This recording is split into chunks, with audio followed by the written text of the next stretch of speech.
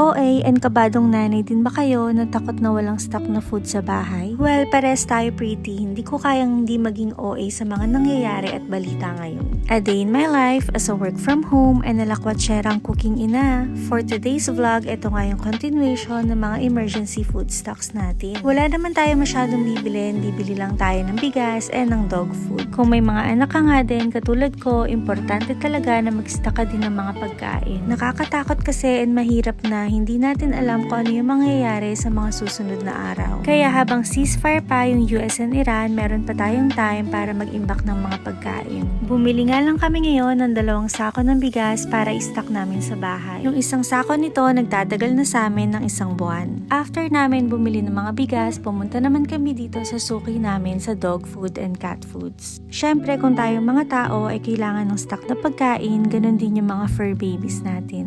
Bumili nga lang kami ngayon ng 1 sakong dog food para kahit papano may stock na foods yung mga dogs namin. Meron pa naman kaming cat food sa bahay kaya hindi na kami bumili. Libre nga lang yung dog food kasi i-reimburse yun ng company ni Sir Amo gamit yung pet allowance. So basically nakakalibre kami ng foods ng mga fur babies namin for the whole year. Kaya sobrang thankful din kami and blessed doon sa company nila Sir Amo. After nga namin mamili ng mga kailangan, umuwi na din kami agad. Masarap nga sana mamasyal ngayon kasi maganda yung araw kaso sobrang mahal naman ng gas. Nakakainis nga lang kasi kung kailan bakasyon at panahon ng mga lakwatsa, dun pa nagtaas yung gas. So baka magtutulalaan at magtititigan na lang kami dito sa bahay.